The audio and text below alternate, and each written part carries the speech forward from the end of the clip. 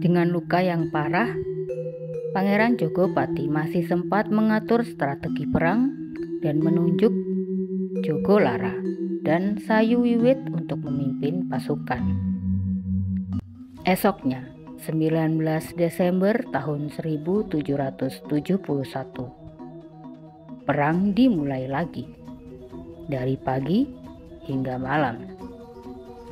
Dan saat pasukan kembali ke benteng, Pangeran Jogopati sudah meninggal dunia di pembaringannya.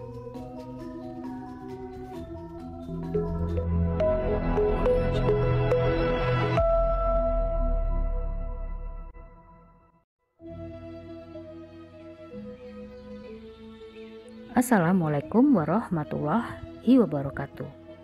Terima kasih sudah klik kembali video ini.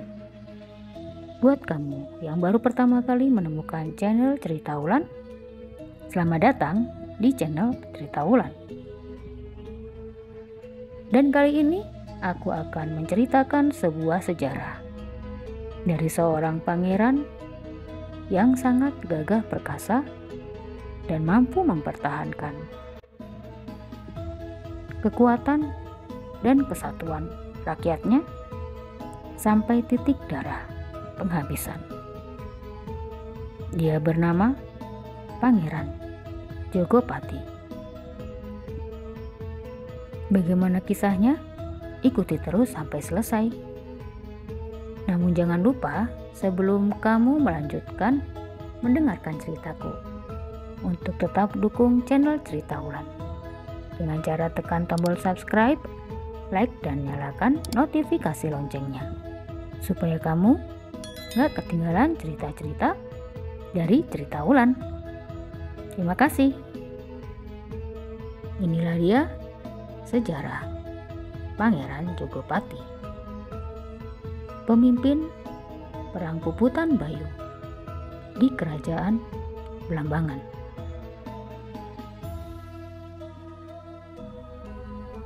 Pangeran Jagapati lahir dengan nama Mas Rempek. Ada juga yang menyebutnya Rempek Jagapati. Lahir di Pakis, sekarang Desa Pakis, di Kecamatan Songgon, Blambangan, antara tahun 1740 hingga 1750-an. Wafat di Bayu, Blambangan, 19 Desember 1771. Adalah seorang pemimpin perlawanan rakyat Blambangan dalam Perang Bayu. Mas Rempek adalah putra dari Mas Bagus Puri, dari istri selirnya yang berasal dari Pakis. Mas Bagus Puri adalah putra dari Mas Dalem Wiroguno. Silsilahnya merujuk langsung ke Raja Blambangan yang termasyhur, yakni Kanjeng Suhunan Prabu Tawang Alun II, yang merupakan kakek dari Mas Bagus Puri. Mas Bagus Puri adalah putra dari Mas Dalem Wiroguno, yang merupakan putra Kanjeng Suhunan Prabu Tawang Alun II dari jalur selir. Mas Bagus Puri juga memiliki beberapa keturunan bersama permaisurinya, yakni Mas Suratman, Mas Alit atau dengan nama lain Tumenggung Wiraguna I, yaitu Bupati Banyuwangi yang pertama, Mas Talib Tumenggung Wiraguna II, Bupati Banyuwangi kedua, Mas Ayu Nawangsari, Mas Ayu Rahinten, dan Mas Ayu Patih. Karena berasal dari putri selir, membuatnya tidak tinggal di dalam lingkungan istana, melainkan bersama ibunya di Pakis. Dan selama itu pula ia menjalani hidup seperti orang biasa, bebas menempa hidup tanpa proteksi dan pemanjaan kebangsawanan. Maka saat keluarga Mas Bagus Buri bersama putra-putrinya dibawa ke Bangkalan Madura, Mas Rempek tidak diikut sertakan. Karena anak dari jalur selir kala itu dianggap tidak penting. Mas Rempek pernah bekerja untuk Bopo Samila sebagai abdi dalem. Bopo Samila seseorang yang memiliki hubungan dekat dengan Tumenggung Jaksa Negara, yang merupakan regen atau bupati Blambangan Timur yang ditunjuk langsung oleh VOC. Selain itu, dalam rangka mempelajari agama, Mas Rempek pun berguru kepada seseorang yang bernama Bopo Ropo. Dan karena menjadi orang biasa inilah Mas Rempek kemudian akrab dengan tindakan VOC yang melakukan patroli ke seluruh pelosok Blambangan untuk menyita bahan makanan, pembakaran bahan makanan yang tidak mampu diangkut VOC, pemaksaan kepada petani untuk menanam padi, lalu kemudian setelah panen disita oleh VOC, dan perintah kerja paksa kepada rakyat tanpa diberi makanan, sehingga menyebabkan para penduduk melarikan diri ke hutan. Sehingga ia pun akhirnya tergerak untuk melakukan pemberontakan terhadap kekuasaan pemerintah Hindia Belanda. Awal perlawanan terhadap VOC.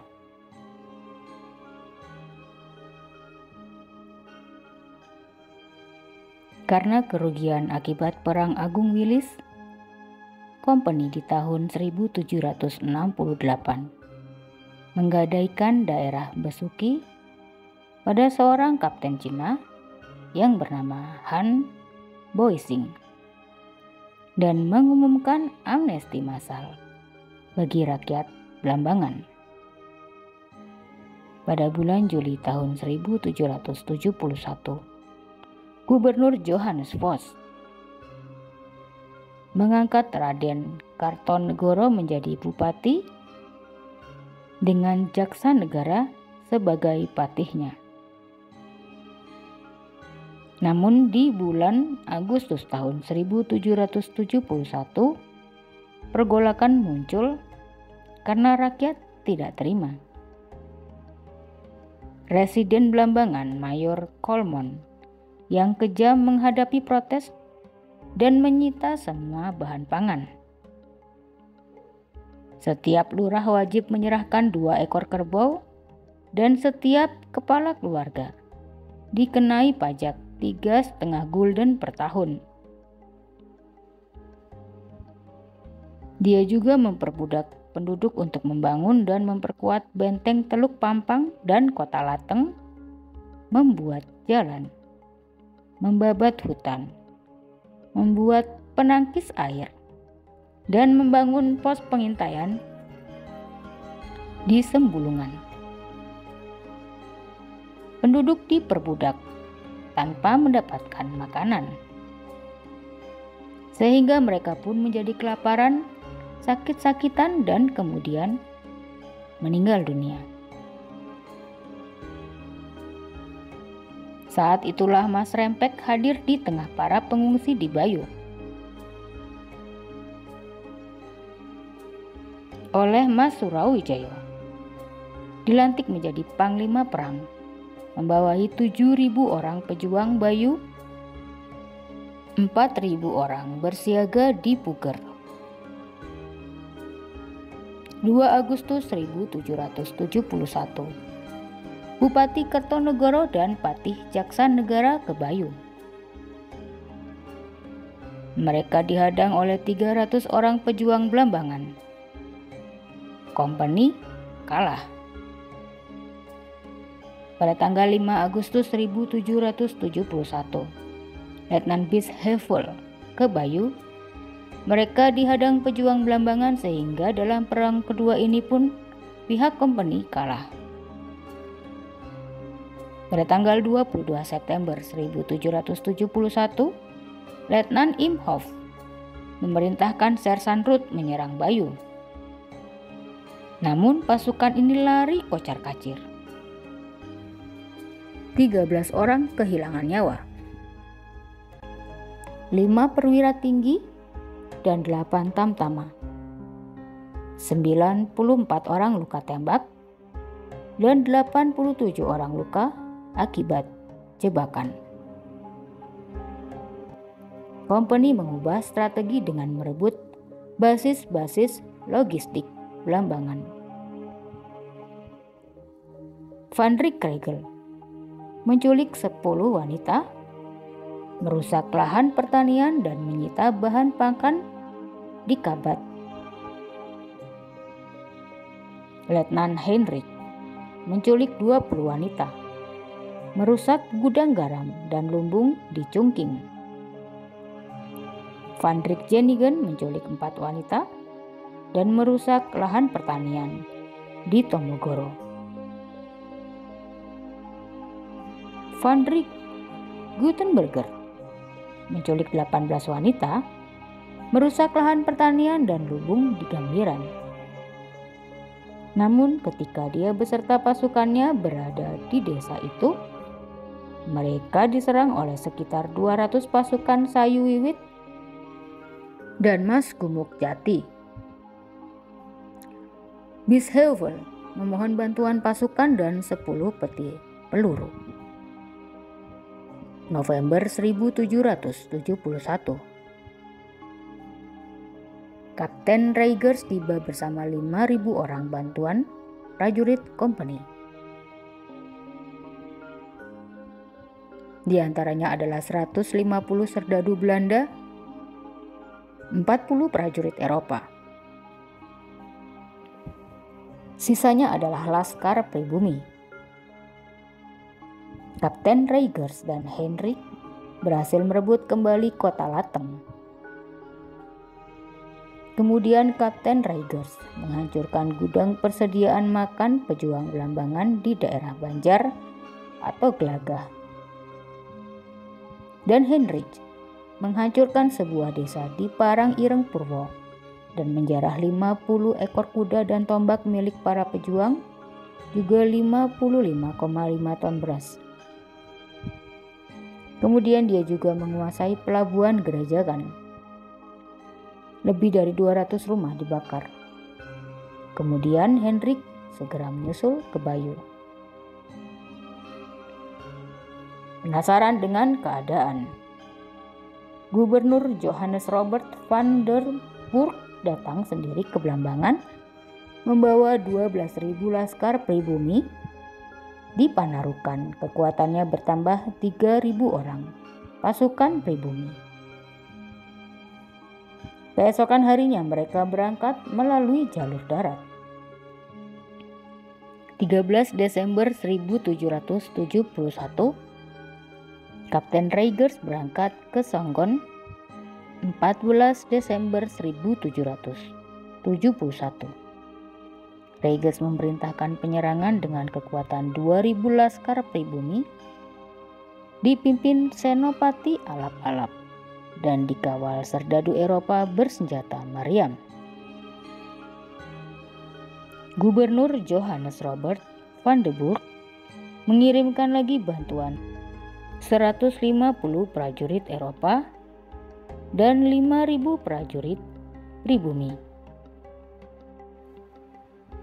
Mas Rempek yang melihat kebijakan VOC sudah sangat menyengsarakan rakyat dan melihat gelombang rakyat yang melarikan diri semakin besar, Mas Rempek pun kemudian akhirnya memilih Bayu sebagai tempat berlindung. Ia melarikan diri ke Bayu bersama seorang bekel atau lurah dari Kutalateng. Ia lalu mengatur strategi untuk menggempur VOC dengan kekuatan pusat di Bayu. Rawabayu lalu dijadikannya negara dengan membangun benteng yang dipagari batang pohon yang diletakkan rapat-rapat atau palisada.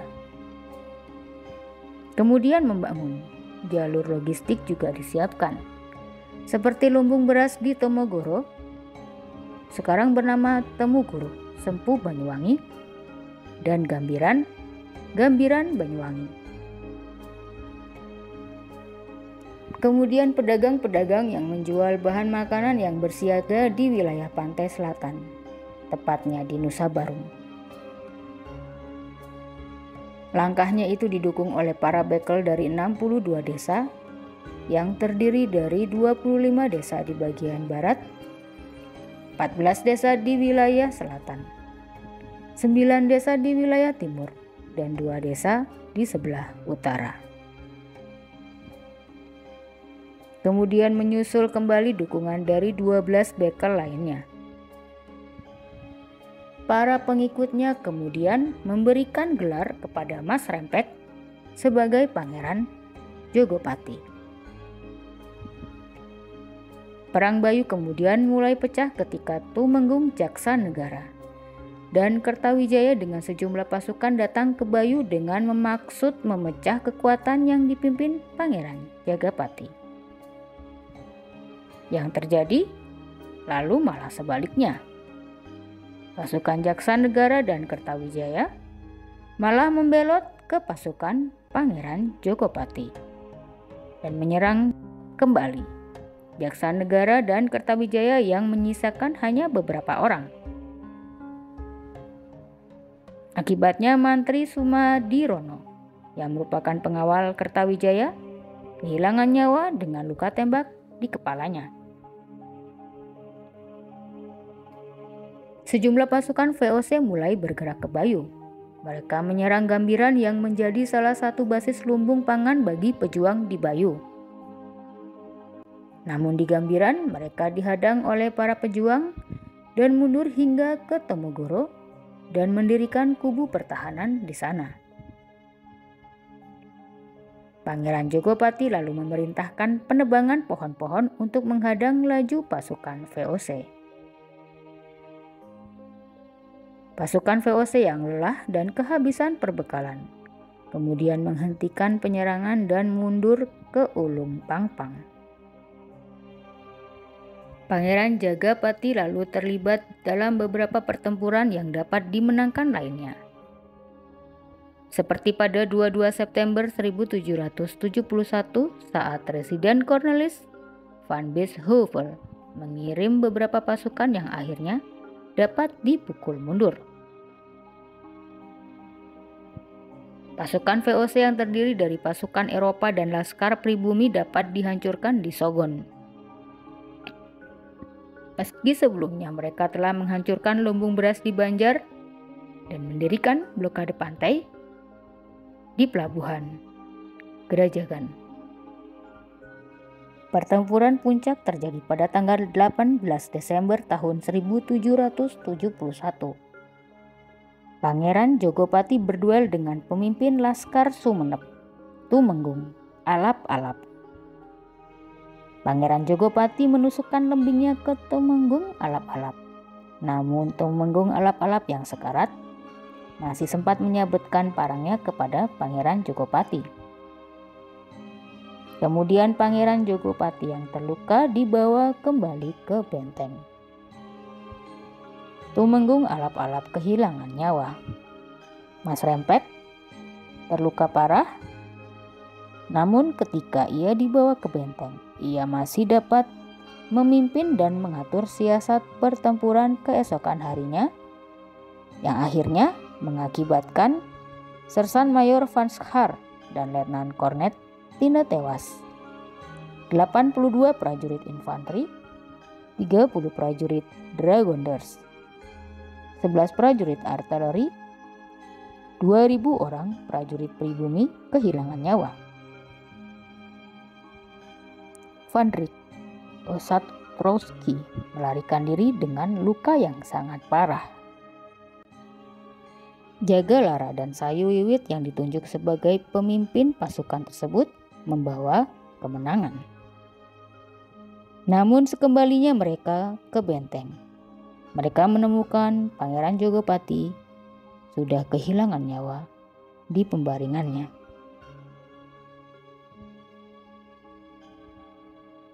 Mas Rempek gugur dan dimakamkan secara rahasia.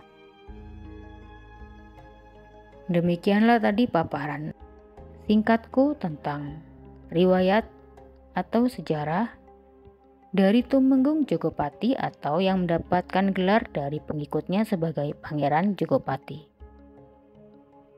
Semoga paparanku tadi bisa menambah pengetahuan kepadamu tentang sejarah di masa lampau. Jika kamu tidak menyetujui apa yang kupaparkan tadi, atau mungkin kamu ingin menambahkan apa yang kupaparkan tadi, atau mungkin kamu ingin aku bercerita tentang sejarah, riwayat, ataupun kisah-kisah masa lampau yang lain, kamu boleh tuliskan di kolom komentar. Terima kasih sudah menyimak semua ceritaku dari awal hingga akhir.